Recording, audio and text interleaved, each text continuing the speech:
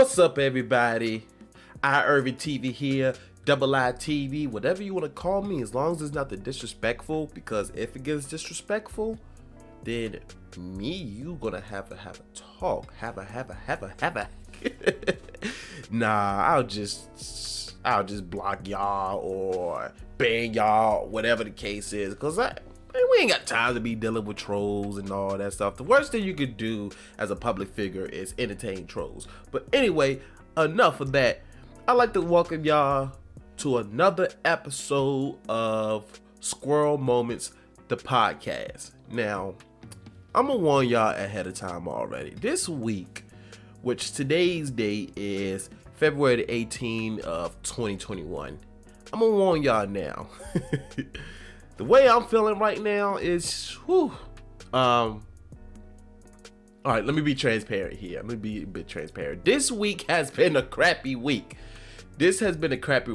So if it seems like that I'm not into, this podcast or whatever, it's because of the kind of week that I'm having today.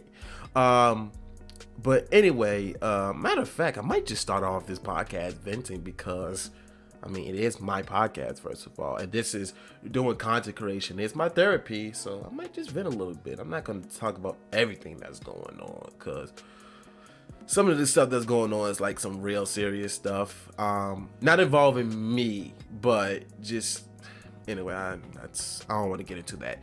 But before we get into the podcast, for anybody that's watching the video version, which is on youtube.com/iIrvingTV, you see on the screen my social medias. Go ahead and follow all my social medias. For people that's listening to the audio version, all my social medias are iIrvingTV. You have Instagram, Twitter, TikTok, and then you have Snapchat.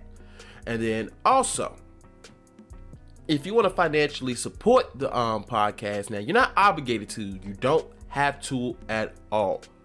But if you want to financially support the podcast, you could do that by making a donation to my Cash App, which is, if you're watching the video version, is right above me somewhere.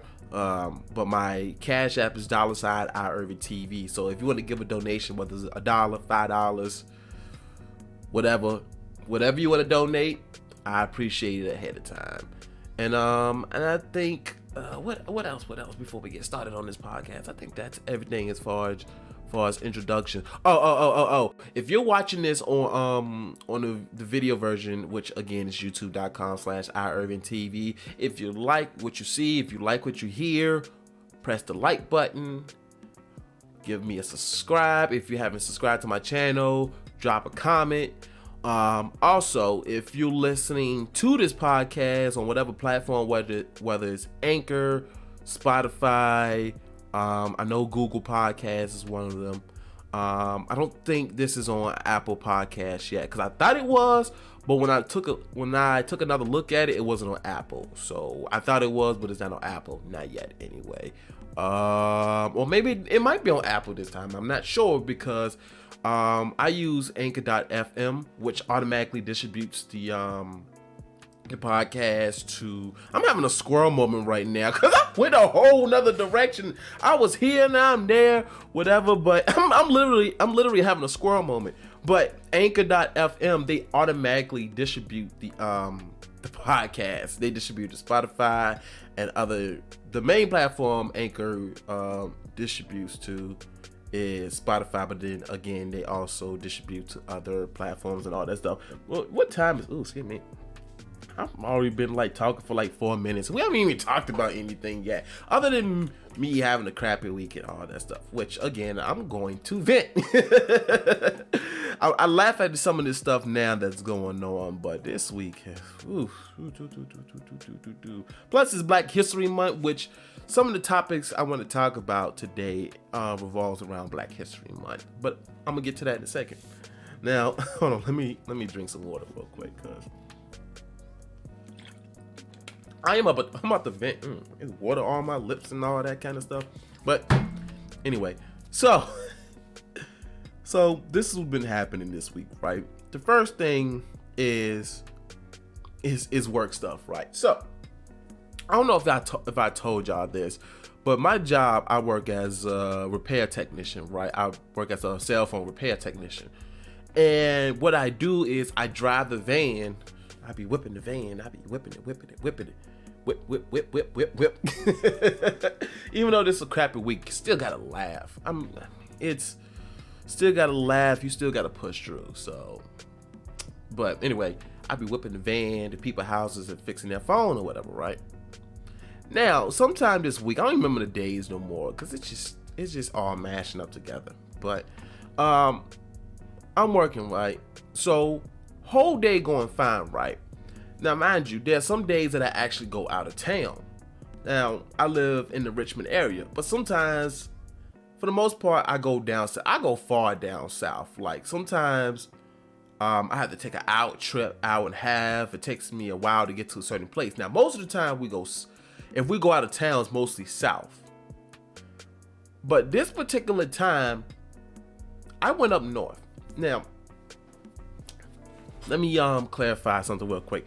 So when I do cell phone repairs, all of them are, or majority or all of them. What am I talking about? Oh goodness, this podcast. Anyway, what I was ready to say. Right. Having a squirrel moment. So when we do cell phone repairs, right, a lot of them, about 95% of cell phone repairs are through insurance claims. So the insurance companies for these cell phones, like the warranty and all that stuff, and through the carrier, they pay us to go out there and repair the people's cell phone, right?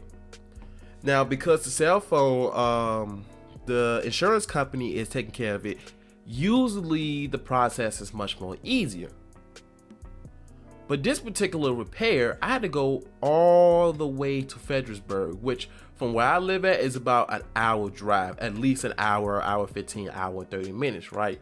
Okay, cool. I don't mind going out of town. So this repair, however, was an out-of-pocket repair. So instead of going through the insurance company, what they did was they went to our website and booked the repair and paid, wanted to pay out of pocket for that, right? This is important. This is important to the story, right? So got there. So when I'm on the road, the only thing we really do as far as like fixing the phones is crack screens and possibly battery replacements. Those are only two things that we really do. So it's either one of the two. We don't do too many crazy repairs on the road. We leave that to the store because we also have a shop as well. So this was an iPhone right now. iPhone screens are real easy to repair, right? They are really easy to repair. I usually have no problem doing iPhones at all. And usually when I do cell phone repairs, we do between iPhones and Samsungs. Those are the two most common ones. Sometimes you might have a Pixel in there, but it's very rare that we fix Pixels. It's very rare. So iPhones are really easy, right? So doing the repair as usual, replace the screen, whatever. Now mind you, the phone was working when I first got it, right? But when I fixed it,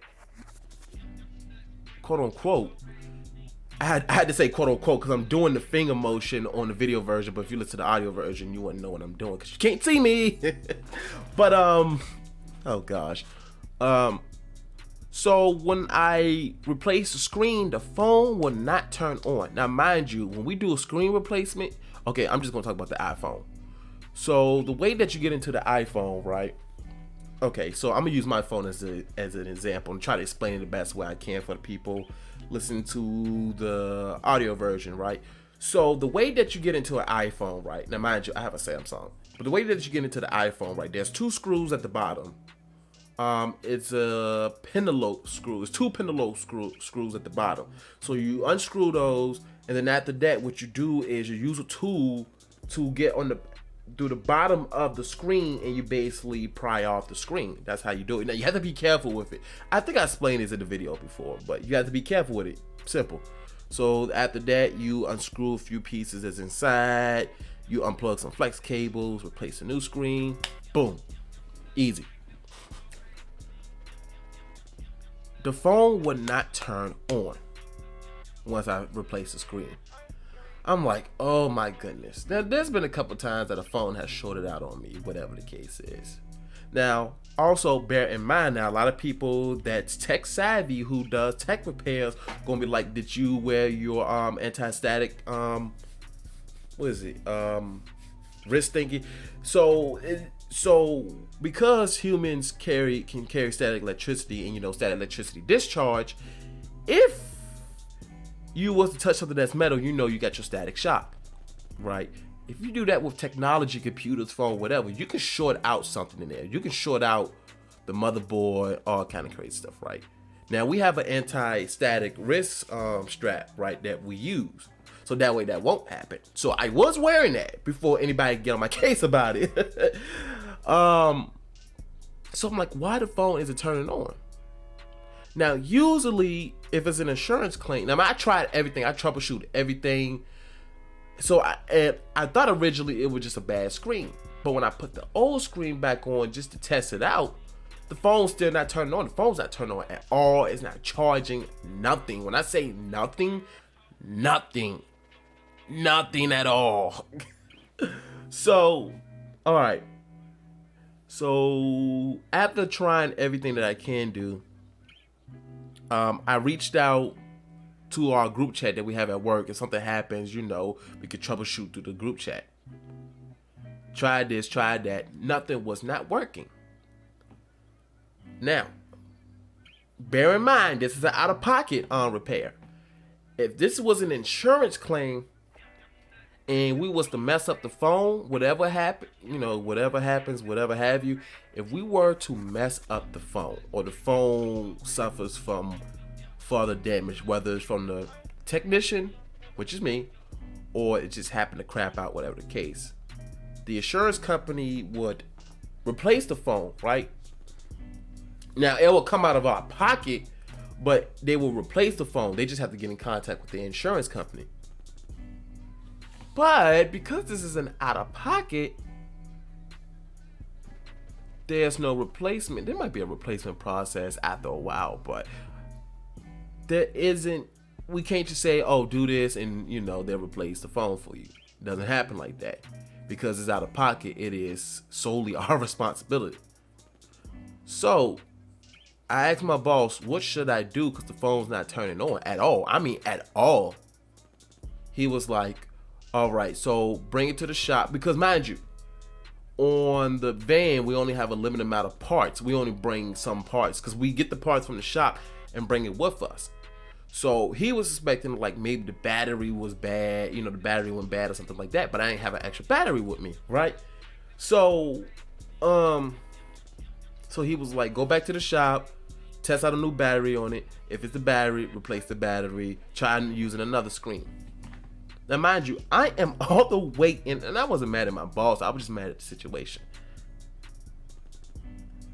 I'm all the way in Fredericksburg, and I have to go back to Richmond. So that's about an hour, 15-minute drive, right? So now I have to go back to the shop. Now mind you, it's like 5, 6 o'clock. It's getting dark. So it's like 5, 6 o'clock. So now I gotta drive back to the shop, try to fix the phone, drive all the way back to Fredericksburg, and then drive all the way back to Richmond. Do you know how mad I was? Do you know how hot I was? And not only that, the van I was using, I think because it was the snow, because it's been a lot of snow lately and a lot of freezing weather, I don't know what happened to the van door, because usually you could just slide it open. I don't know what was happening, but I could not open the van door from the outside. And like, because there's so many supplies, so you can't get to the back of the van through the front because it's caged off. And there's only 2 ways in the van. There's the side that we usually go in when you go to the back, and then there's, the back of the van, and then there's of course, the double doors at the back of the van. But there's like a counter and a computer right there. So in order to get into the back of the van, I literally had to open the back door crawl. And mind you, this van is small, so I'm crawling. I had to crawl to get into the back of the van to do my repairs and all that stuff. Excuse me.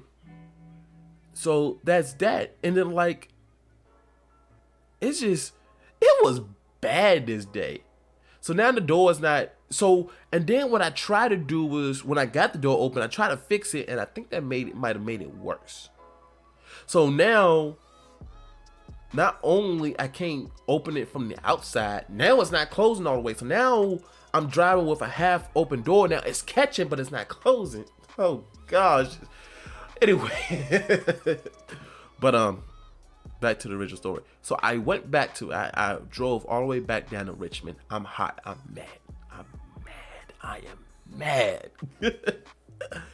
So got pet to the shop. Now mind you, it's like 7 something. Maybe close to 8. So I tried to use a new battery, didn't work. Then I tried using a new screen and all that stuff. Nothing would not work. Now mind you, I told the customer, what was going on. I said I had to go back to the shop and I'd come back. Now my boss was like, give her 2 options.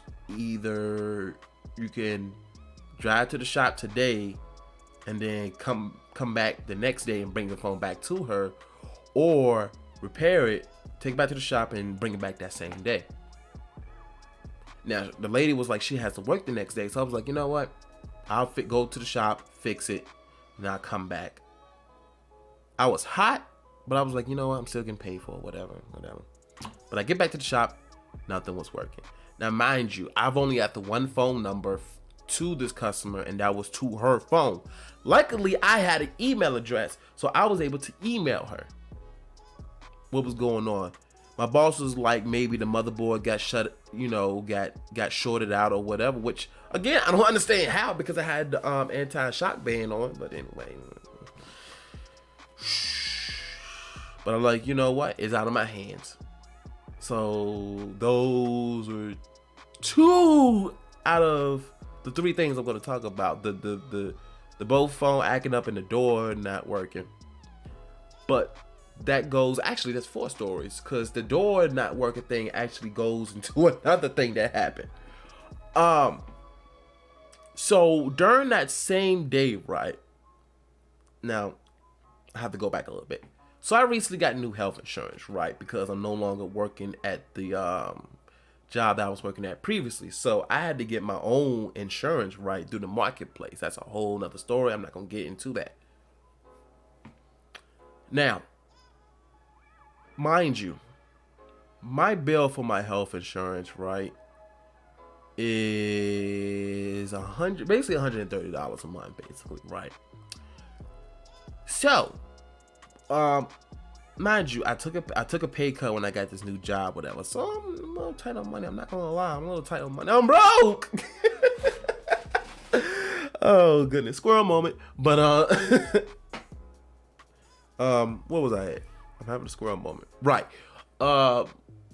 So, and in order to sign up for the plan, you had to get automatic payment. You have to sign up for automatic payment. I hate automatic payment. And the only reason why I hate automatic payment is because the way that my money works right now, I want to pay it off as soon as I get the money, I pay the bill. That's how I pay bills. As soon as I have the money, I pay the bill. So that way I know exactly how much money I have to spend, how much I have left over, whatever. So what I did was I tried to pay my insurance bill early, right? Cool. Then a couple days later, I'm looking at my bank account, and it said I overdrafted. And I'm like, okay, what? Huh? Overdraft? I was like, what's going on? Because I'm like, okay, maybe it was one of my miscellaneous bills, like Hulu and all that kind of stuff. So I thought it was one of them. Sometimes it would do that, and I forget about those bills. But anyway, so I'm looking, all right. I see the insurance been paid. Then I look and I see a double payment. I'm like, what is going on? Call the insurance company, and they basically told me that even though I try to pay early, my account is set to take the money out automatically no matter what. Alright, whatever. Ask for a refund for one of those payments. What they told me, I'm gonna tell you what this lady told me, right? Which I thought was stupid, but she was like, for whatever reason, I forgot what the reason was, but she was like, yeah, I've been talking for like about close to 20 minutes now, just venting about my life. I'm gonna wrap this up. Let me wrap this up. Okay. So I got two more stories to tell, and I'm gonna try to get past this one as soon as possible. So the lady was telling me that I can't request a refund until 10 days are up after the payment. Stupid, but I was like, all right, cool. After 10 days, I called the insurance company, talked to a guy. He was like, yeah, you can't get the refund, but call tomorrow. Mind you, when I called this guy, I guess it was because it's only been 9 days instead of 10. So he said, call tomorrow, you'll be able to get the refund. Cool. I called the next day. Now, mind you, when I called the second time, it was Friday. So Saturday, apparently, they was closed. All right, whatever. Called Monday. I talked to two different people. The first person I talked to basically told me that I can't get the refund because that payment that I made has already been applied to the next month. And I was like, no, I don't want that. That's not what I asked for. Somehow we end up getting disconnected. Talked to another person, basically told me the same thing. So I was like, when I spoke to somebody, when this first all happened, they told me within 10 days, after 10 days, I can request a refund. And she said, yes, that was true. But at the same time, after a certain amount of days, it'll be applied to the next month. I was like, so that, oh gosh, just talking about it just is driving me crazy. But I was like, so I get a refund. So you're saying within 10 days I get a refund, but after 7 to 10 business days, it gets applied to next month. That makes no sense. But because I worked in call centers before and all that stuff, I know it wasn't her fault. She's just doing her job and all that kind of stuff. So I said, this is exactly what I did. I said, you know what? It's fine. Thank you so much for talking to me. You have a nice day. Hung up. I didn't even get a chance to speak. And I felt bad for hanging up, but I was like, if I don't hang up now, it's going to get worse. Because I'm the type of person where I don't like to argue. I don't like to debate, but I can't argue and debate. And once I get to a certain point, there's no stopping me. So that's why I was like, let me get off the phone, because it's really nothing I can do. And I let it go. I was in my feelings, but I let it go. And then the fourth thing, which revolves around the whole door acting up on the van, was, now mind you, I work Saturday, Sunday, Monday, Tuesday.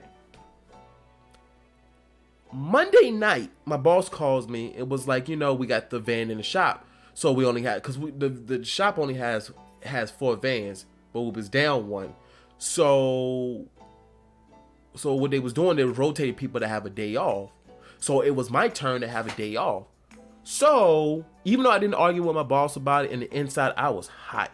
I was like, that's dip into my money. I'm already struggling, and now I'm getting an unwanted day off. Oh my goodness, people. So yeah, I had a day off. I did absolutely nothing that day. No, I did play the game a little bit and all that kind of stuff. I did absolutely nothing this Tuesday. And plus after that, I received last night. Yeah, it was last night. Mind you, today's Thursday, but last night I received some news that I don't even want to talk about it. But enough about that. That's me venting. I'm done with the venting. Let's get to the actual podcast, what's on my show notes, because that was supposed to be just a quick thing, and then we get to what's on my show notes. That push wasn't even on my show notes. So anyway, let's get to the actual podcast. First, let me drink some water real quick, because talking makes your mouth dry.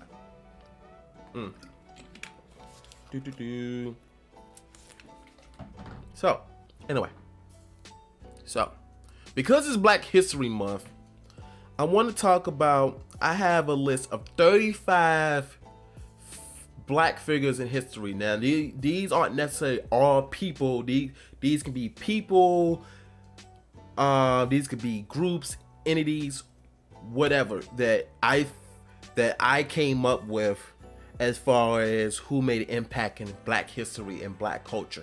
Now, not all of these figures and entities and groups are in textbooks, although I feel like they should be. But they're not all in textbooks. And even some of the people that's on this list that I had, y'all probably might scratch your head, but like, what? How is he part of, what? That don't even make sense. That's not relevant. Again, these are the Black figures that I came up with, that both factual and in my personal opinion, I feel like made an impact within the culture. So anyway, I have 35 names. Now, I'm not going to get to explaining all of them in great detail, but I wrote a list the other day, and then today I literally wrote up a summary for each person. Right, and it took me like an hour to get that. That's how dedicated I am to this content creation thing. Plus, I feel like this is important to me as far as talking about Black history. Because look, if you're watching the video version, you obviously see why Black history is important to me. And if you're listening to the audio, I'm Black. I'm Black. So Black History Month is important to me. Black history is important to me. So anyway, so I'm gonna start with let's go ahead and get started. So first on this list I have is Malcolm X. What's funny is about a few weeks ago I actually watched the Malcolm X movie with Denzel Washington. That was a good movie, and I think it's directed by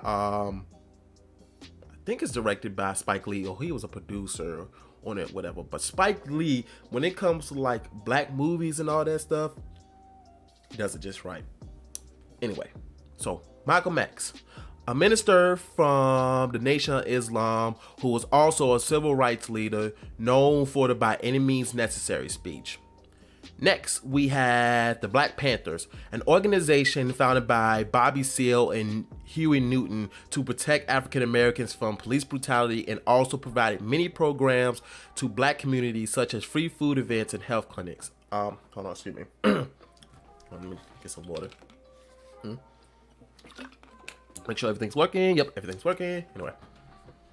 Next, we have George Washington Carver. And again, these names might be familiar to y'all. Some of these names might not be familiar to y'all. So that's why I want to bring them to the light. George Washington Carver, a scientist and an inventor who used peanuts as alternatives to make products such as paper, medicines, and shaving cream. And again, I'm only doing a summary. So if you want to know more about these figures, we have the internet, we have Google, do the research yourself. Now, everybody should know this person. Martin Luther King Jr., a Baptist minister who became one of the most known civil rights leaders, known for the I Have a Dream speech. Y'all will also know this other one as well.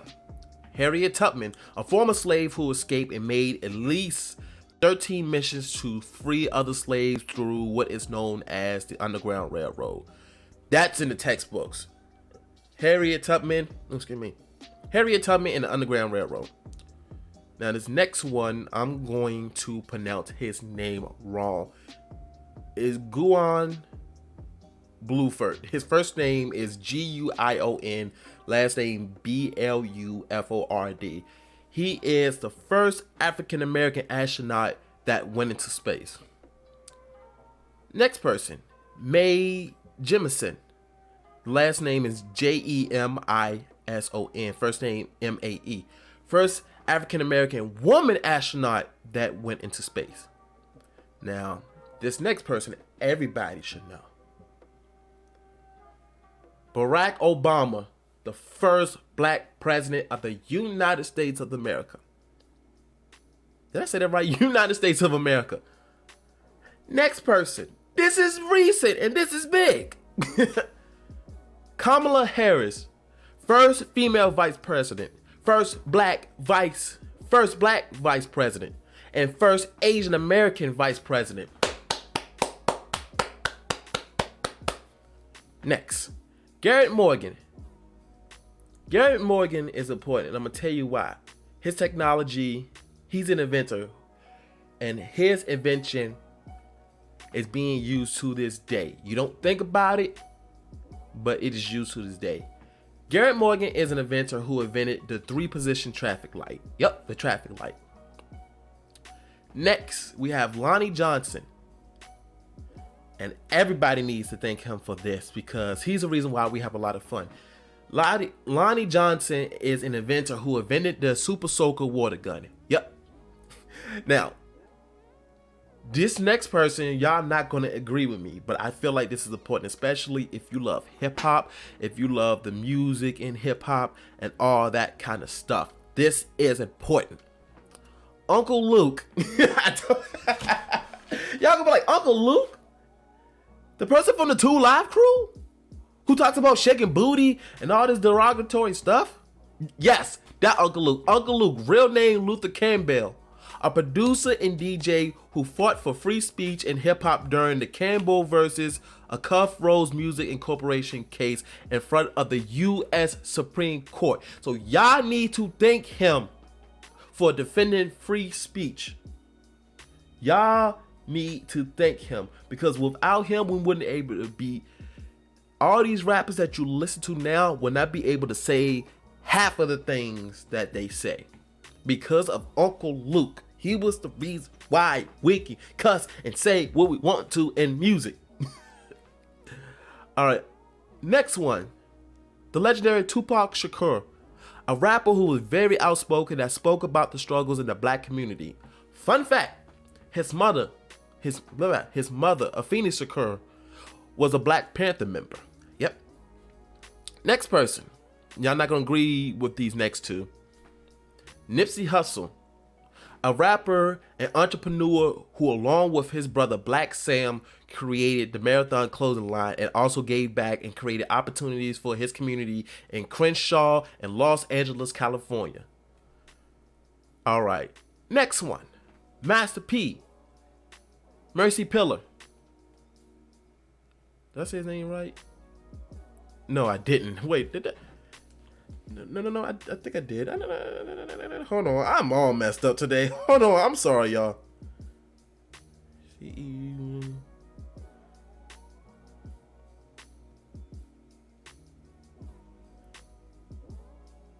Hold on. I'm getting his name all wrong. I apologize, y'all. Percy Miller. I'm sorry. I got his name all wrong. Percy Miller. I just lost all my cool points right there. Master P. Percy Miller. Another rapper and entrepreneur from New Orleans who came up in the music game independently with his label No Limit Records, and it has now amassed many businesses. Now, the next one, this is a little bit more important to me because this figure was from Richmond, Virginia. So, Maggie Walker, a teacher and businesswoman from Richmond, Virginia, who was the first black woman to open up a bank and serve as its president. Yep. And I'm looking at the wrong camera. I'm looking at my webcam. I should be looking at my phone camera. Next, we have Jay-Z, Sean Carter, a rapper and entrepreneur who became hip-hop's first billionaire. Yep. And I know there's more important things that he did other than getting money, but that's also an important note to put in there as well because he is the first hip-hop's first billionaire. And I think Kanye's second. But we're not going to talk about Kanye right now. Next, and y'all not going to agree with me with this group. Next, NWA, a hip-hop group from Compton who said F the police. The song was so controversial that even the FBI wrote a letter to the group expressing their disapproval of the song. Yep, that's history right there. I don't care. That's history. Katherine Johnson, a mathematician who was one of the first African American women to work as a NASA scientist. Fun fact, Taraji P. Henson played as her in the movie Hidden Figures. That's how I heard about her.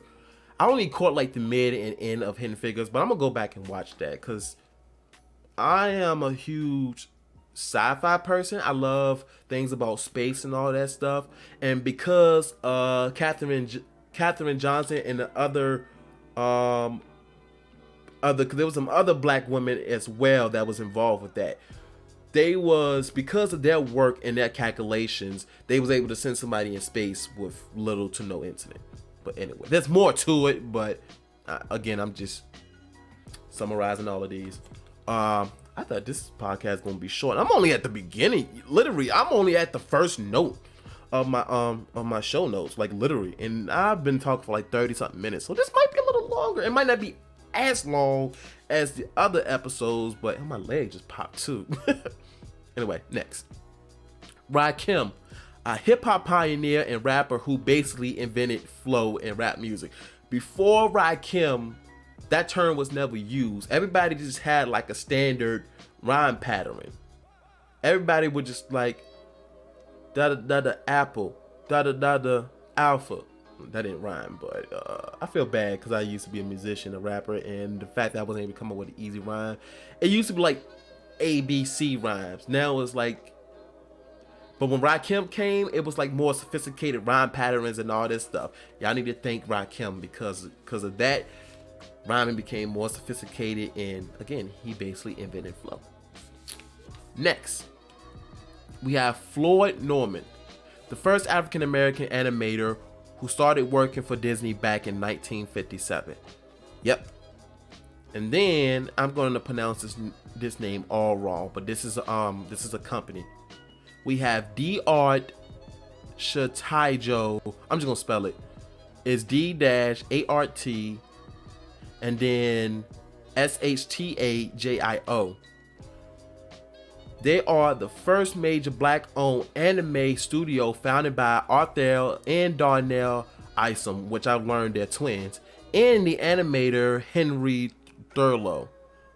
Now, next, we have Dr. Sebi.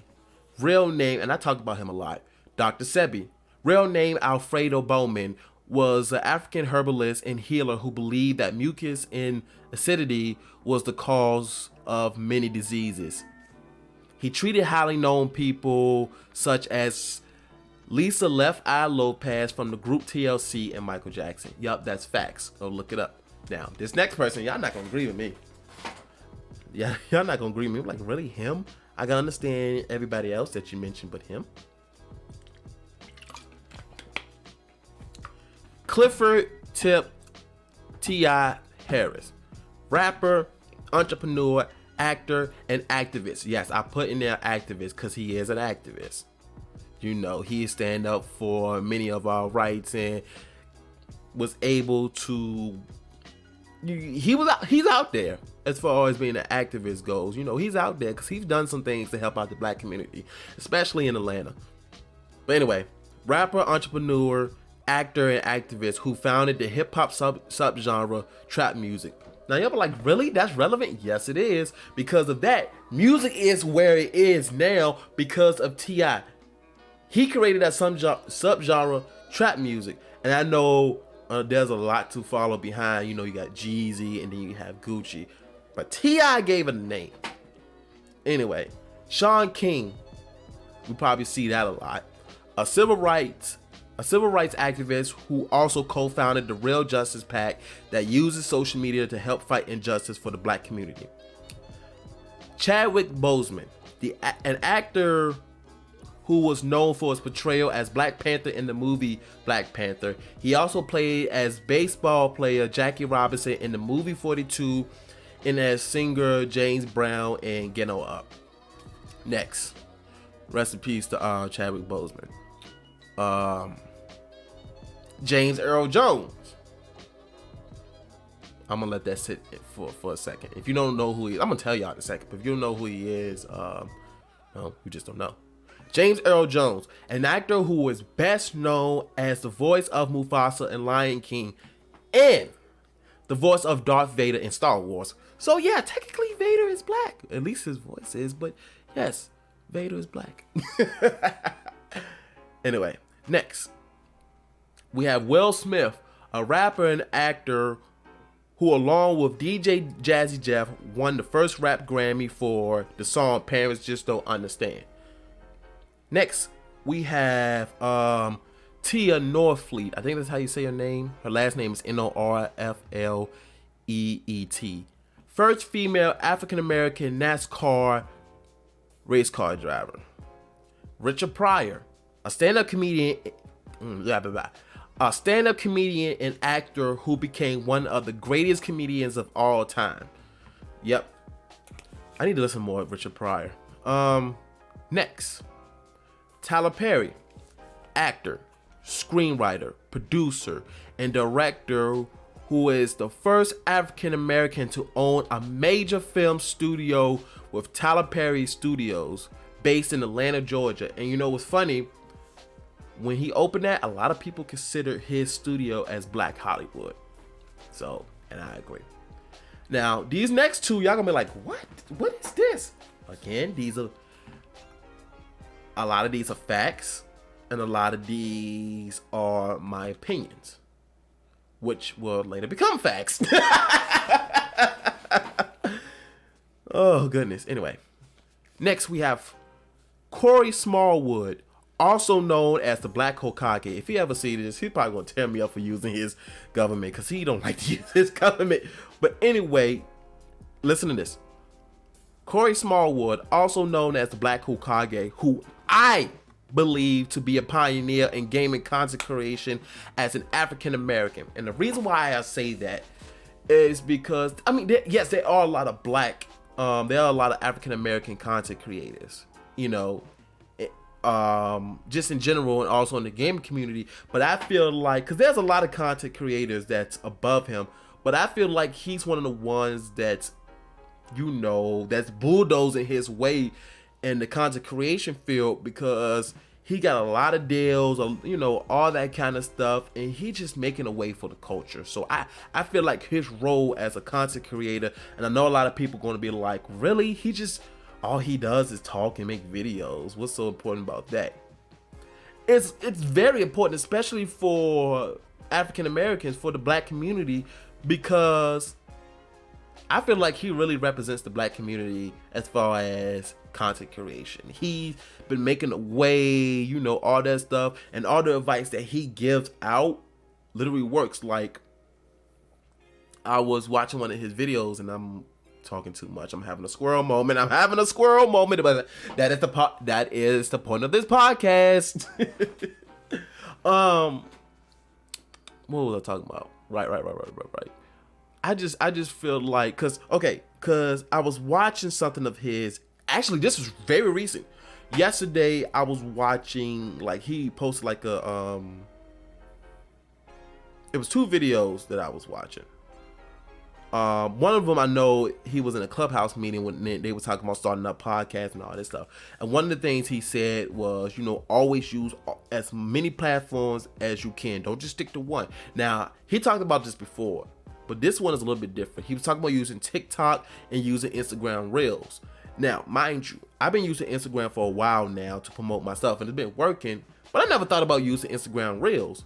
Let me tell you something. I literally put up an Instagram Reel. It was just one video, and let me tell y'all the views that it got on there. Let me pull it up real quick because this is important. I was expecting some type of views, but okay.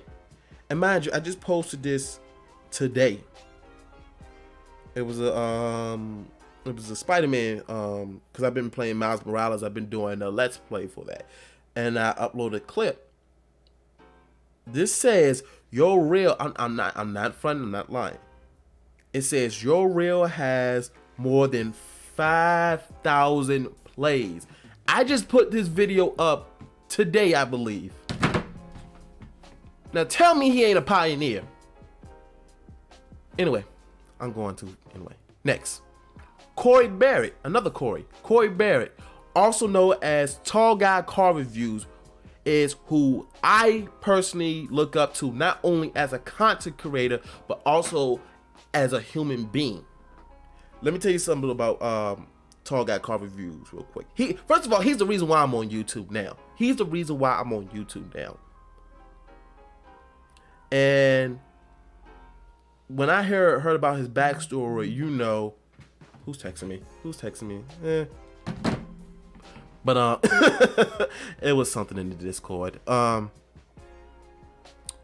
He talked about his backstory. He was very poor, you know, and he actually went to prison for about 4 years. After he got out of prison, he was able to go to college, play college basketball, all that kind of stuff. And then after that, he was able to get a good job. But then he also became I don't like really using the term YouTuber. I like using content creator better. But he ended up becoming a car content creator. Like, his main thing is cars and all that kind of stuff.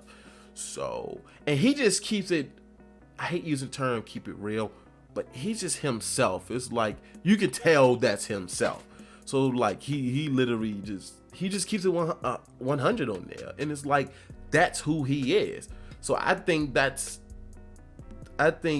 he, to me personally, as far as Black history goes, as a Black content creator, I just feel like he's another pioneer as well. Of course, there's others before him, but I feel like the way that he did it, I feel like it's the reason why he's a pioneer. But anyway, this next one, I literally wrote the smallest summary on here. Michael Jackson, one of the greatest entertainers of all time. I'm not even going to get into that. And then the last one, this is an entity. The last one is Black Wall Street, a community in Tulsa, Oklahoma. Fun fact, I actually had to look up how to pronounce that city, Tulsa, in a way. A community in Tulsa, Oklahoma, where at one point many African Americans were financially successful, and that was before the Tulsa massacre. So yeah, but that is 35 figures, entities, and groups in Black history that I wanted to acknowledge. Of course, there's thousands. There's thousands. And to this day, history is always being made. Somebody's making history right now as I record this podcast, and as y'all watch this podcast, and as y'all listen to this podcast. And if you're watching this podcast as history is being made, you should go ahead and like this podcast. If you watch the video version, if you like it, also drop a comment, share this video, all that kind of stuff. And if you're listening to the audio version, go ahead and rate it however the rating system works, because it helps me out. But anyway, as history being made, I should go ahead and do that stuff. But anyway, so we're gonna get to the next thing on my show notes, which my take on Spider-Man Miles Morales. This game was important to me. Since we're talking about Black history, this game was important to me. When they first announced it, when they first announced this game, I was happy. Excuse me. The reason why I'm happy, because first of all, Miles Morales is the Black Spider-Man, for those that don't know. Technically, he's Black / Hispanic, I believe, because he also has, his mother is Puerto Rican. I could be wrong. If I'm wrong, somebody let me know, drop a comment, whatever, because I could be wrong. But he's Black / put it this way, he's brown.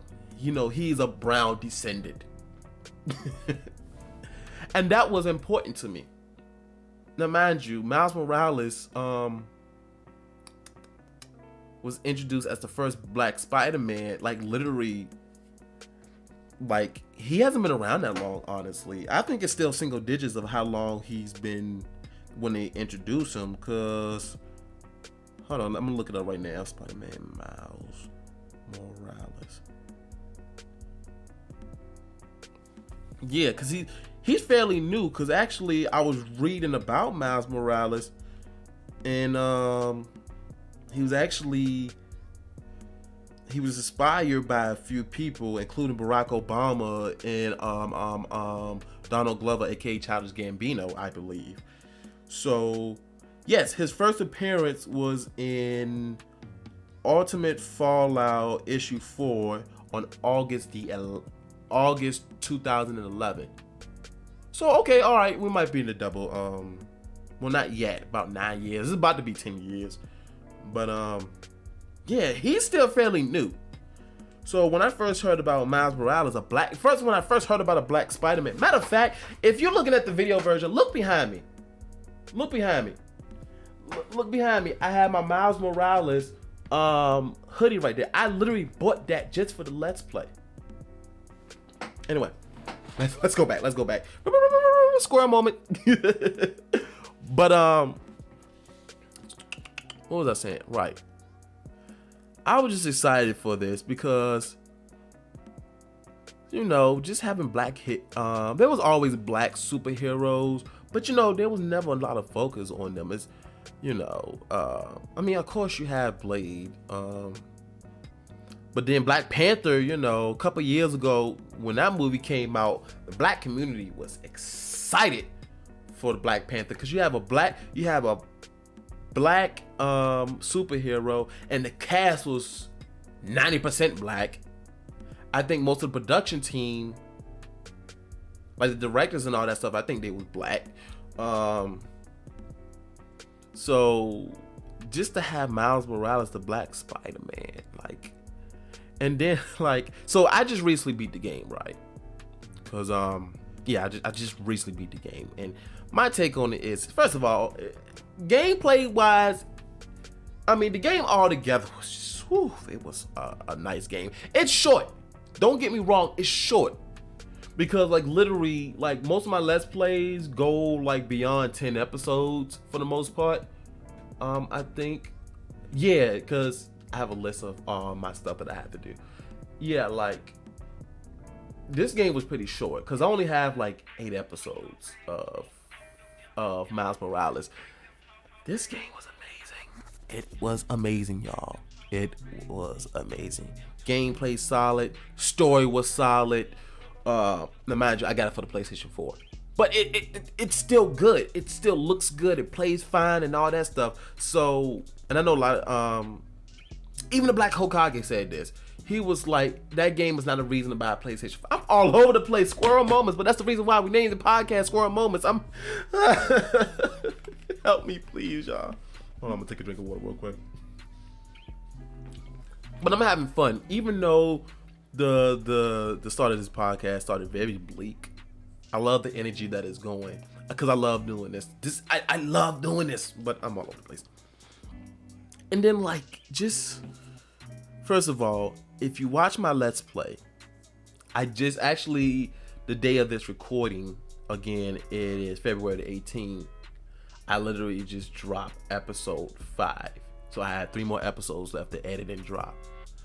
Throughout the entire, oh my gosh, throughout the entire game, you hear me making fun of people from New York. You know, like the whole New York stereotype. You know, you got the fitted cap, and then you got Tim's on, and then you got a bottle of Henny in your hand. I am making those jokes throughout the entire Let's Play. But the thing I love about the game though is, and even though I beat it, I still can play it because I haven't did all like the side missions and stuff. And I'm gonna do that off camera. But there's a lot of culture. There's a lot of culture in that game.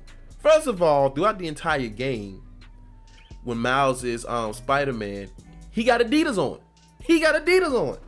And you know how Adidas is important within the black community.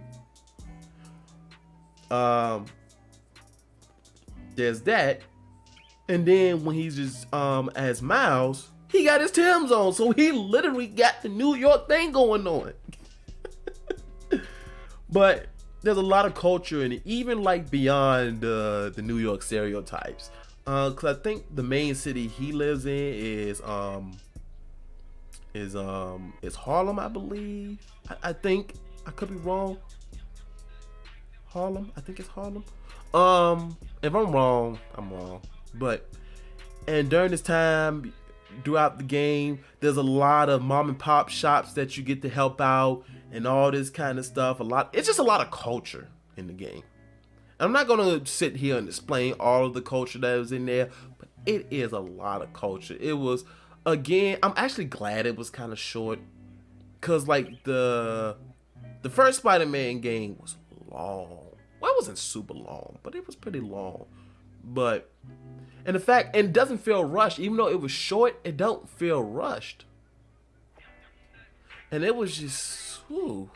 And again, I noticed like a lot of Easter eggs in the game that you can find and all that stuff. I think there was a sign that I read somewhere that actually has a Black Lives Matter sign. I haven't found that sign, but you know, there's that. It's just a lot of culture, a lot of swagger in the game. It's just awesome. A whole bunch of handshakes and all that kind of stuff. It was a lot of culture in there, and that's what I loved about the game. It was just a lot of culture in there. So that game to me, as an African American, oh gosh, we had 55 minutes, and I'm only on bulletin 2 of what's going on my as far as this podcast go. But after this one, I think everything else is just gonna kind of just breeze through from here. But yeah, Miles Morales, it was a lot of culture in there. That's all I got to say. It was just, the gameplay was awesome, the fighting mechanics was awesome, you know. And if you don't know, matter of fact, I'm not even gonna actually, no, I ain't even gonna tell y'all this. So unlike Peter Parker, you know, the original Spider-Man, Miles Morales actually has some additional powers as far as being Spider-Man goes. He also had the ability to do what is called bioelectricity, which is awesome. And then he can also turn invincible as well. So beyond super strength, able to crawl up walls, spidey senses and all that stuff, he had those additional 2 powers that Peter Parker doesn't. So that's awesome. So they made him really unique, you know. I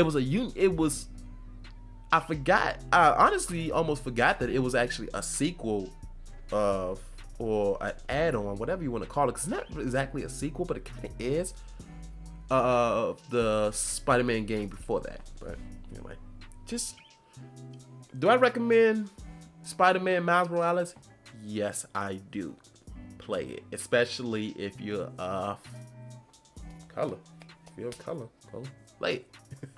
Anyway, next bulletin board. But first, before we get to the next bulletin, we're gonna take a sip of this. I don't want to say sip of this water, and I'm gonna tell you why. I'm gonna mention his name again, the Black Hokage, in his podcast. Throughout the podcast, he always say, "Let me take a sip of this water," and I try not to say that because first of all, I try not to copy anybody or anything like that. But obviously, there's going to be some things that I do that is similar to him and other content creators, because I watch him a lot. So some of those some things I'm just going to naturally gravitate towards, and some of them I'm going to just naturally kind of imitate per se.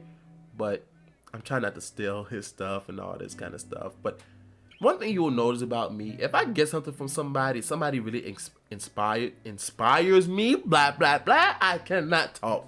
But if somebody really inspires me, I'm going to give them credit. No matter what, I'm going to give them credit. So that's why I always say, let me take a drink of this water. I ain't mean to say, no, he says swig. I think he says swig. Why are we talking about how we're supposed to pronounce how we're drinking water? I'm having another squirrel moment. ADHD, that's why I named the podcast Squirrel Moments. Anyway, moving on, and this bottle's empty, so I got another bottle. Hold on. Okay, now it's empty. What was I talking about? Right, oh yeah, the next bulletin.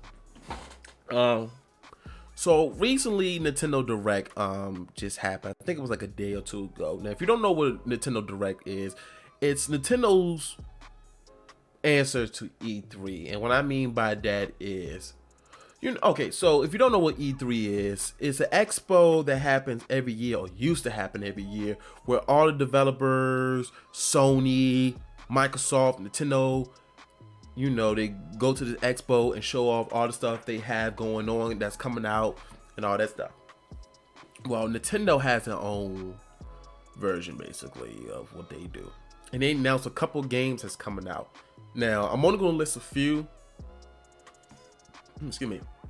I'm only going to list a few because there was a lot that they announced, but these are the ones that caught my attention the most. So, Nintendo announced that they're remastering and re-releasing Legend of Zelda Skyward Sword. You know what's funny? I played it a couple years ago, right? And what's funny is I borrowed it from a friend of mine. I actually mention her a lot. Her YouTube channel is Loud X Hippie. Go ahead and check her out.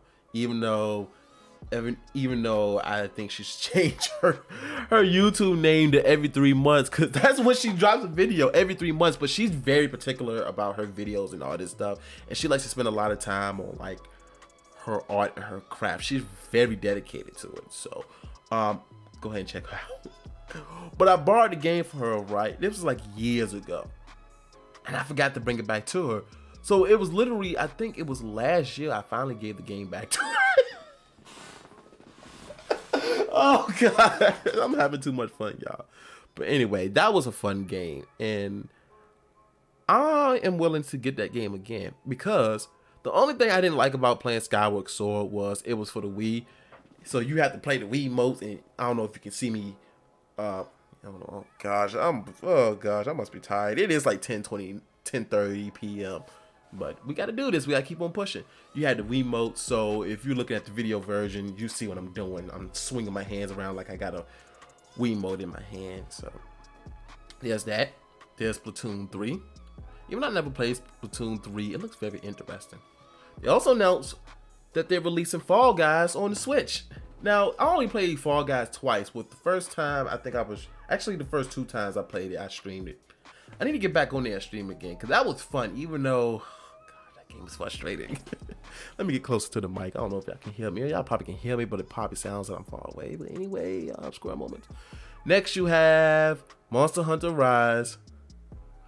Then you have Ninja Gaiden, Remastered Collection. I'm actually gonna get that because I played it as a kid, but I didn't ever get the chance to beat them all, or beat any of those games. So I think I'm gonna get that. And then they announced Star Wars Hunters. So it wasn't really no gameplay they showed, but I'm gonna see what they do with that. So it's Star Wars. So anything Star Wars, because I literally just added this to my show notes today, because I usually do my podcast notes throughout the days, because I release my podcast, or trying to do it every 2 weeks, and I add things as I experience things or stuff start coming out and all that stuff. I literally just added this on here, and literally it was just supposed to be Star Wars Hunters, but then I saw the other games. I'm like, okay, let me add it on there. But it's Star Wars, so I have to, put that on there. Now, speaking of Star Wars, this is some unfortunate news, right? For this person anyway. But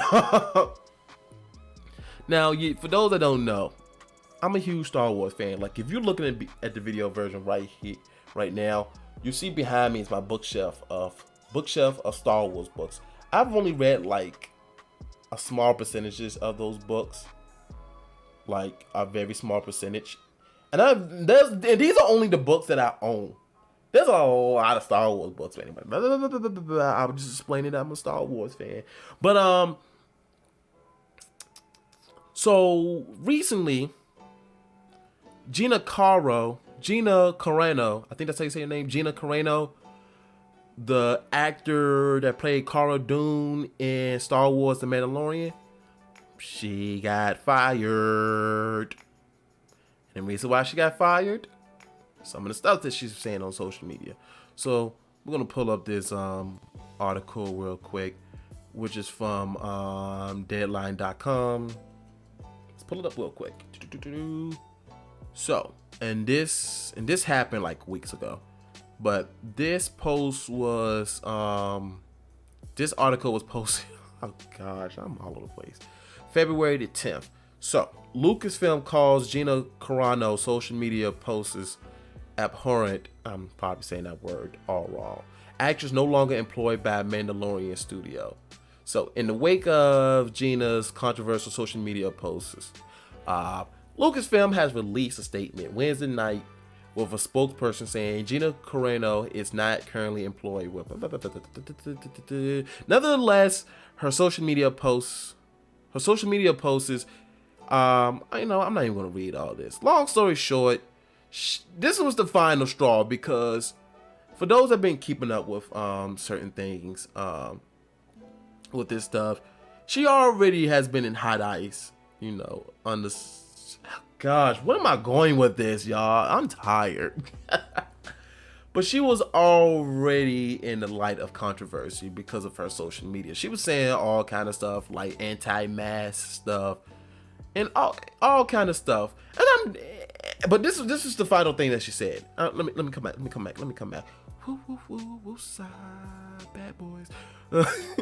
This is the last thing that she said. And she posted on her TikTok. Jews were beaten in the streets. She was doing the comparison to how it feels like now to be like a Republican or something like that. And again, let me make this disclaimer. On my podcast, I don't talk about political stuff and I don't talk about religion, but I'm just reading this here. So don't worry, I'm not going to get into politics. Jews were beaten in the streets, not by Nazi soldiers, but by their neighbors, even by children. Because history is edited, most people today don't realize that to get to the point where Nazi soldiers could easily round up thousands of Jews, the government first made their own neighborhoods hate them simply for being Jews. How is that any different from hating someone for their political views? Gina. Oh. First of all, let me just say this real quick. When she was talking about her other stuff on her social media and all that kind of stuff, I'm sure Disney hit her up a couple of times, 1,000 times, like, hey, look, you need to chill out. You know, you have the right to speak what you want to speak and all this and that and the other. But people are angry right now. People are hitting us up and saying, yo, fire her right now. Fire her. And because she's an important part of the story, they probably didn't want to fire her. But after that last statement she made, they was like, ooh, we can't do this no more. We gotta let her go. And you know what's funny? There was recently something that came out where she was like, she didn't even know she was fired until they announced it to the media. She learned about it around the same time everybody else did. Now, is that true? Do I believe it? I don't know, because I feel like that might be a phone call. But then again, I've heard stuff happen like that before where people don't even realize they're fired or something like that until everybody else hears it. But, yeah. And I even heard other stuff happening as far as, her toys. The toy for Cara Dune, which her toys are made by Hash Bros. I heard even they're pulling that off the shelves and all that kind of stuff. So, ooh, they mean business.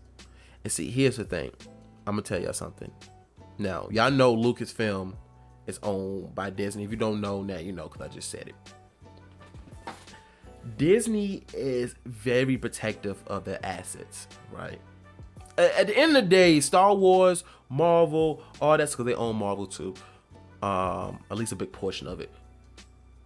All that stuff to them are assets. In a business viewpoint, to us, it's entertainment and it's a universe for us. Especially for me, with Star Wars, it's a universe for me. But for them, and I understand it, while it's all art, it's still business, so it's an asset to them. Disney is very protective of their stuff. They are, and then they feel like something is in danger. They're gonna be like, oh, we gotta step in now, and they're gonna do whatever it takes for them to step in. I mean, whatever it takes for them to, protect their assets. And let me also read this part as well. Let me read this portion. Here's another bit of her social media stuff. Another photo on Carano's Instagram story featured a person with several masks covering their face and head with the caption, "Meanwhile in California," which she deleted and all that kind of stuff. This, that, and whatever.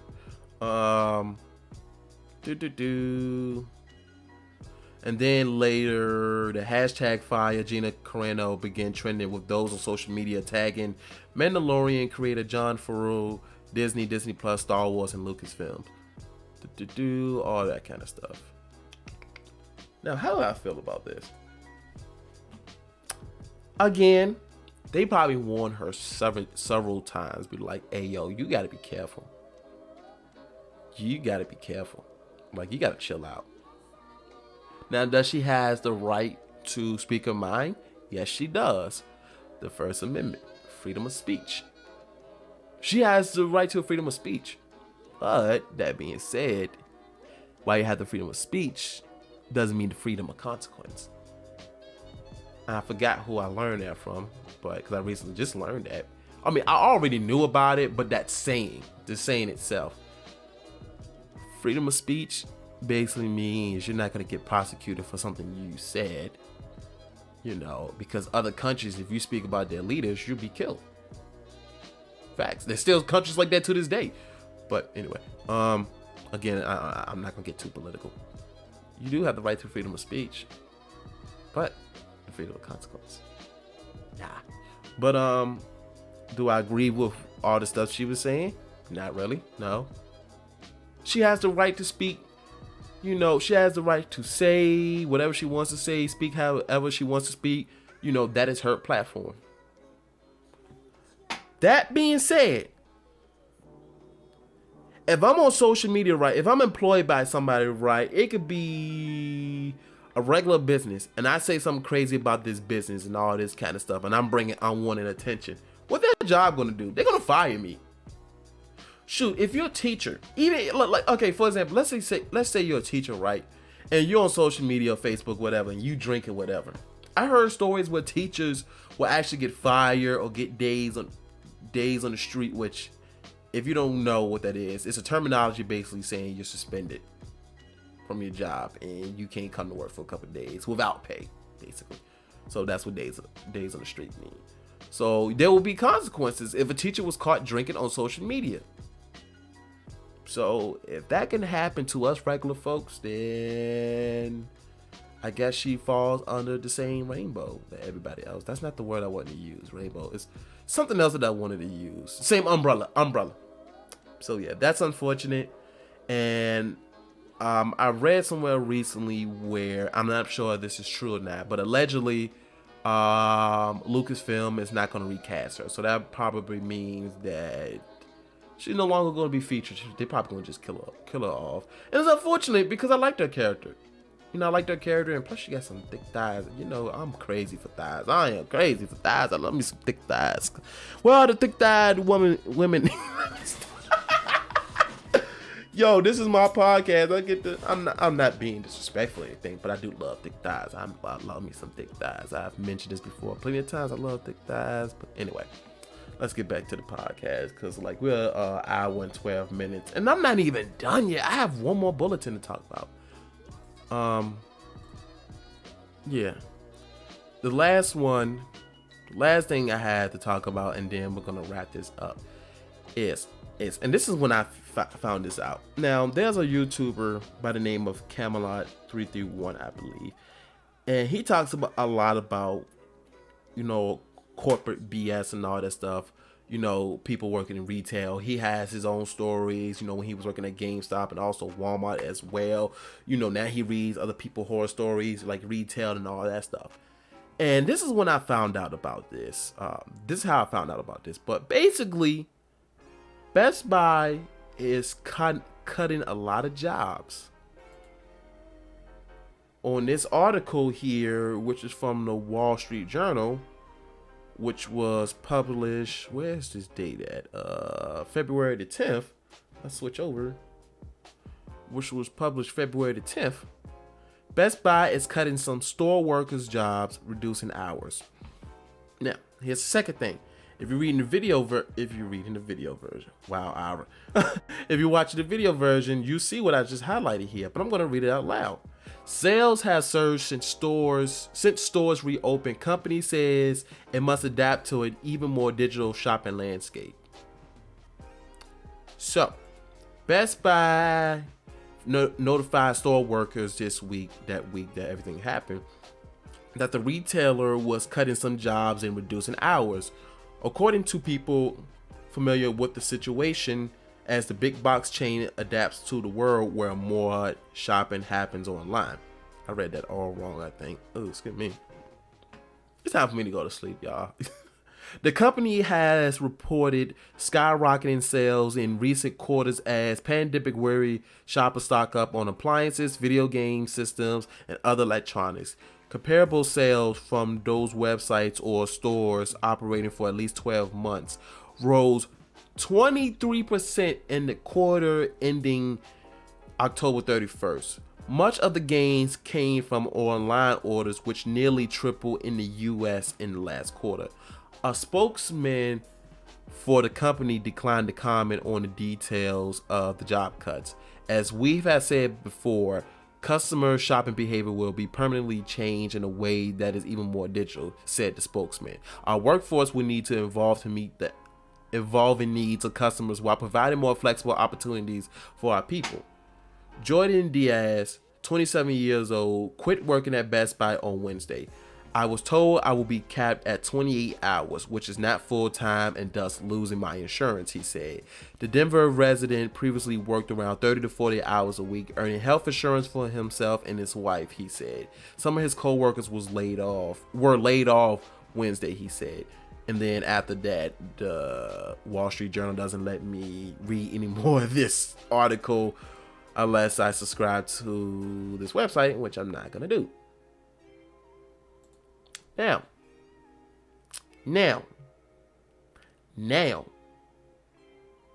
y'all know how I feel about corporate America. If I haven't voiced it, basically put it this way. Corporate is hungry, money hungry. All they thinking about is their pockets. All they think about is their shareholders, all that kind of stuff. In my last podcast, I was talking about the whole Wall Street fiasco with GameStop stocks and all that kind of stuff, and I was down with it. Because the lower man was making money now. They becoming instant millionaires and all that kind of stuff. I wish I got on that, but anyway, that's a whole other story. But corporate is just, oh gosh. Let me tell you something real quick. Best Buy you even read it on here, their sales went up even higher. So why are they cutting? You know why? Because they're trying to the executives and all that stuff, they're trying to get their bonuses. They're trying to get even more money in their pocket. And even though on here it says it was mostly the online sales, I read somewhere as well that the sales went up also because of curbside pickup. You need more people to work curbside pickup, right? And like what's crazy, like the Best Buy that's near me, they're closing. And I thought they were just closing because they was low on sales. Nope. It's because corporate made a decision to cut a lot of people. And this reminds me of a story, right? I told y'all before that I used to work at a pharmacy, right? And the reason why I left there because they were starting to cut hours. Because it's been some time now, and because I'm no longer in that field, I can tell y'all for more details about what happened with my job when I was still a pharmacy technician. Now, this is not the previous job, but it was a job before my previous job. And I'm willing to say at least the name on the company and all that stuff. I'm not going to say names and who involved and all that stuff, but let me tell you something real quick. So I was working for CVS for, I would say, almost 5 years, right? Now, when it comes to retail, especially retail pharmacy, don't even get me started. It was very stressful. But we're not going there. We're going to talk about this particular event and why I chose to finally leave after 5 years, or almost 5 years of dedicating my life to my company. Not my company, their company. So, CVS were in the transition of buying Aetna insurance, right? They were in the process of buying it, right? Now, mind you, CVS had the money to buy Aetna. They had the money. But in order to make things look good, not only on paper, but to also keep more money in the executive's pocket, you know what they did? They cut the payroll a lot. And when I say a lot, now mind you, I told this story many times, and I told it on my channel before. I was a lead pharmacy technician, right? So mind you, I'm full-time, right? I'm a full-time supervisor, making between 35, 40 hours, between 30 and 40 hours a week, right? Full-time hours. Maybe sometimes it's a little bit lower, but I'm still in the I'm still in the lower 30s or whatever. I'm still full-time. Now, mind you, it wasn't just my store, it was worldwide. They cut payroll so bad that I wasn't even getting 30 hours anymore. I was getting below 30 hours. And this is the crazy thing. A technician that was one of my technicians, right, was getting more hours than I were. Now, mind you, yes, I was getting paid more, but she was getting more hours than I was. Nothing against her, but it was just a situation at hand. I'm like, I'm a supervisor. I'm a lead technician. I need those hours. And now I'm getting below 30 hours? That's not even full-time no more. And what was crazy was what they were trying to do, as far as the store goes. What they was doing is they was having me working at other stores, right? Working at other working at other stores. But the thing was, I was working 6 days a week and wasn't even getting 40 hours a week. I was getting like 35 at the most, and I'm working 6 days straight. And I'm not even touching 40. Why am I not touching 40? But I'm working 6 days a week. So that's why I left. That's why I had the feeling when it comes to like big corporate companies like Best Buy and CVS. That's why I feel the way that I feel, and the reason why I want to work for myself now. The reason why I want to become a full-time content creator. I want to have my own business, which, by the way, I'm not gonna tell y'all exactly what it is yet, but I recently just got my LLC for my business. I'm not gonna tell y'all what kind of business, and y'all not gonna guess it. Some of y'all already know, cause y'all close to me. Some of y'all are close to me. The people that's close to me is listening, already knows. But it's not what y'all think it is.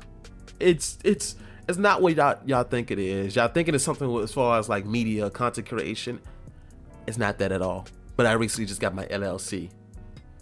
So, and it's going to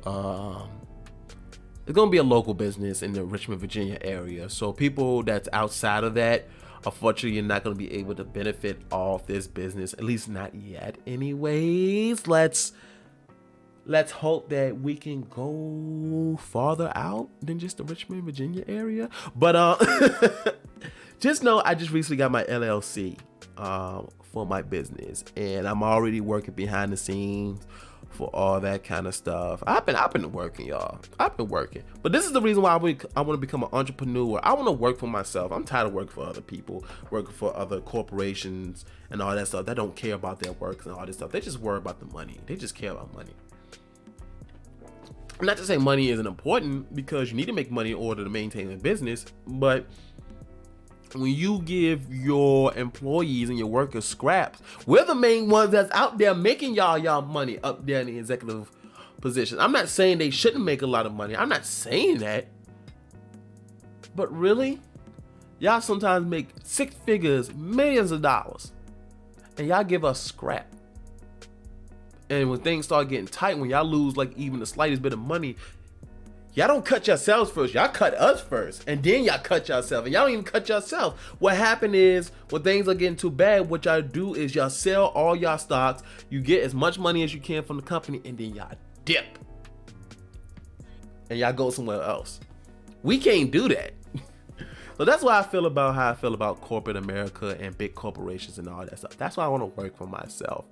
And that's why I talk about the stuff that I want to talk about. I want to build generational wealth for me and my family. I don't have any kids and all that kind of stuff, but I do have nephews, and I do have a goddaughter. I want to build generational wealth for them. Eventually, I will have kids. So I want to build generational wealth for my kids, my future kids, my family, and all this kind of stuff. And I want to teach people. That's why I talk about the stuff that I talk about. I want to teach people how to get it on their own and to be successful without relying on other people. Because us as a community, especially the Black community, think about it. And I'm having a squirrel moment, but I don't care, because I feel like this stuff is important. I want to ask the Black community something real quick. I'm getting a little serious here, but at the same time, it's true. Especially all my Black women. Let me ask y'all a question. And I'm sure they're out there, but when you go get your hair supplies, when you buy hair supplies, who own those hair supply stores and those beauty supplies and all that stuff?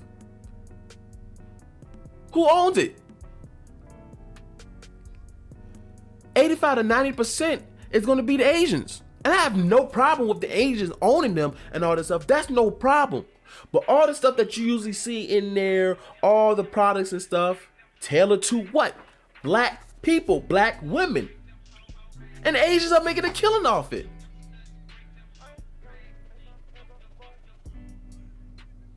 So we need to start building our own businesses and start giving out products and services that our people need, that we know that we're going to benefit all. Think about the Asians got, not just the Asians, but in general, for the most part, what I see is the Asians, they also have the laundromats and all that kind of stuff.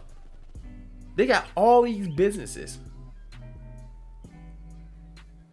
All these ethnicities have businesses. I don't see a lot of black businesses. I'm not saying they're not out there, because now, because of the current climate and stuff, I'm not gonna lie. The last few years, I've been seeing a lot more black businesses come out. I'm not gonna lie. I've been seeing a lot of more black businesses come out, but we need more. We need grocery stores. We need clothing stores. Cause think about it. When you go to the shop for clothes and you go to these stores, a lot of them aren't black owned. And we paying top dollars for all these brands, and we don't own it. No, like on a serious note though, like that's why I talk about what I talk about on my channel as far as being entrepreneur, ownership, and all that stuff. We need to own more. You know what I'm saying? We need to own more. We need to have more businesses in our communities. I want to go to Atlanta, Georgia one day. And the reason why I want to go to Atlanta, Georgia, because there's a lot. Atlanta, Georgia is the epicenter of black excellence. And the reason why I know that, I've been listening to, last few months, I've been listening to a lot of podcasts. One of the podcasts I've been listening to is the Expeditiously podcast by T.I. He talks about Atlanta, Georgia a lot. The reason why, because he's from Atlanta, Georgia. But he talks about a lot of the black excellence that's in Atlanta, Georgia. There's a lot of black businesses, there's a lot of black educators, and all that kind of stuff. We need that more in other areas. So like in Richmond, I'm sure there's black businesses, but I don't see a lot of it. I know there's some, and I want to research more. I want to find more black businesses, and I want to support them. I know there's a black bakery not too far from me, downtown Richmond. I know there's a few smoothie shops in Richmond that is black owned. I think. I could be wrong, but I've been talking too long, so let me wrap this up.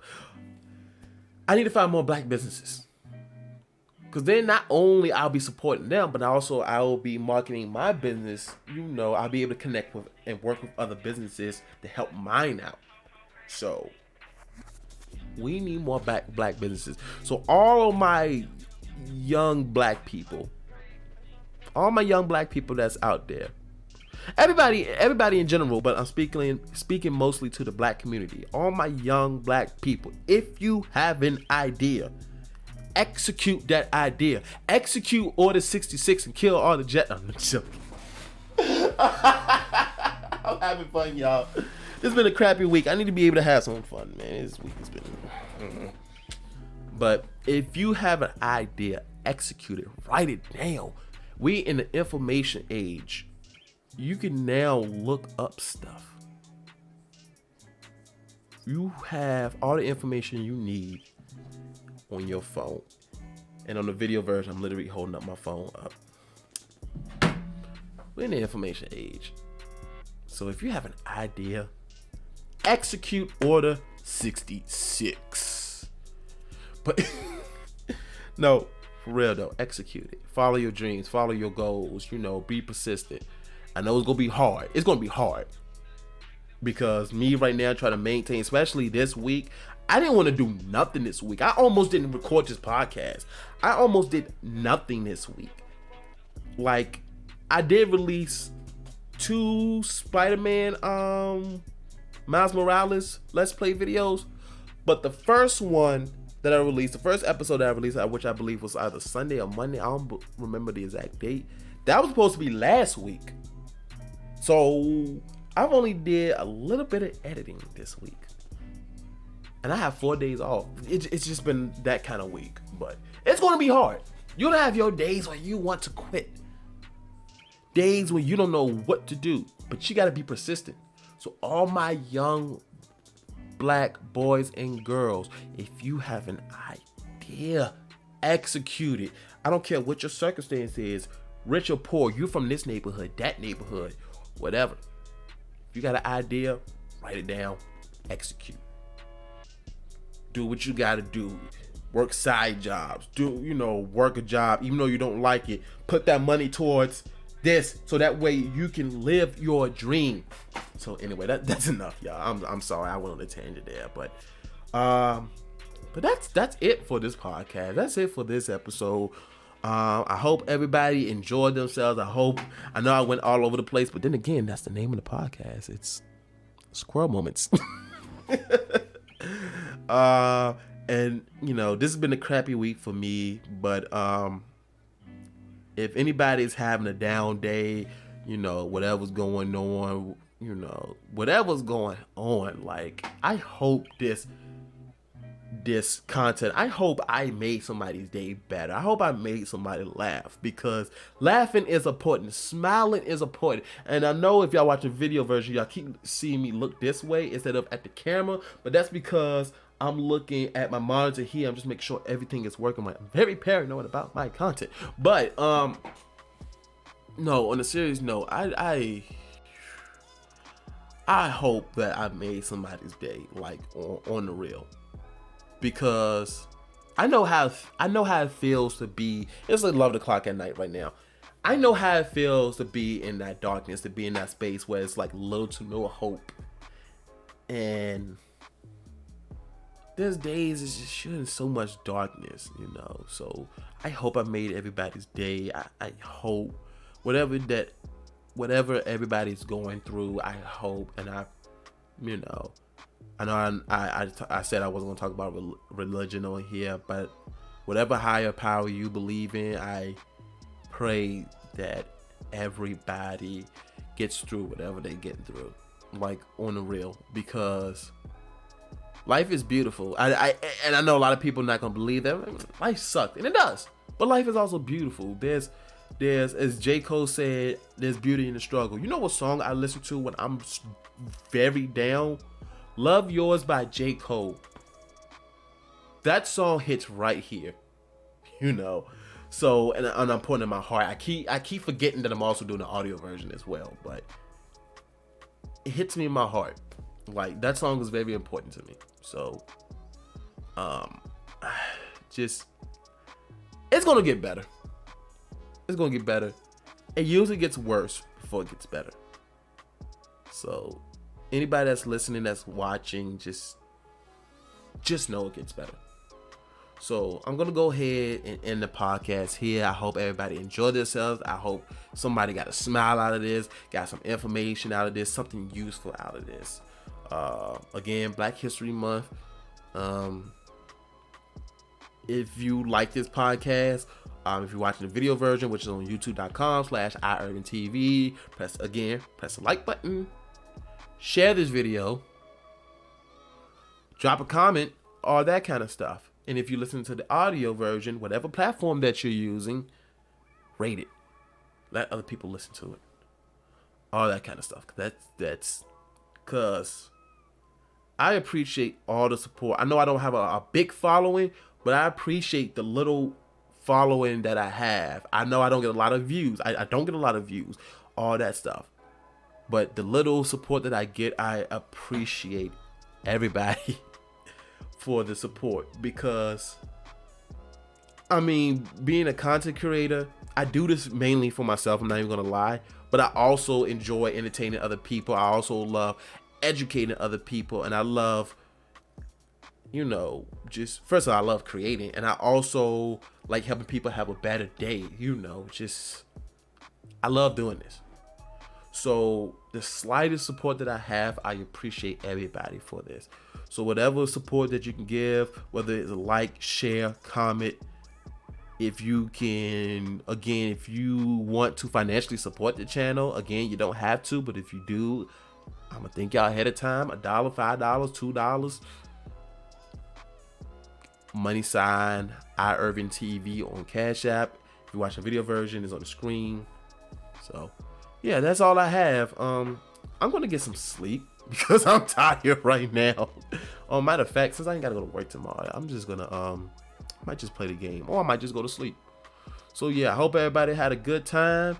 And as usual, I end a lot of my stuff with this saying: promoting peace, gaming, and wings.